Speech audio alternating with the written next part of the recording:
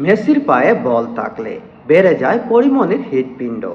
ঢালিউডের জনপ্রিয় ও আলোচিত চিত্রনায়িকা পরিমণি আবারও আলোচনায় এসেছেন নিজের ফুটবল প্রেম নিয়ে। তবে এবার কোনো ব্যক্তিগত বিতর্ক নয়, বরং ফুটবল বিশ্বকাপ ও আর্জেন্টিনার প্রতি ভালোবাসার কথা জানিয়ে ভক্তদের নজর কাড়েন এই অভিনেত্রী।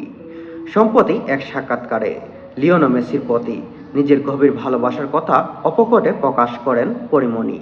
তিনি জানান, ছোট্টবেলা থেকেই তিনি আর্জেন্টিনা দল সমর্থন করেন এবং মেসির একজন ডাইহার্ড ফ্যান।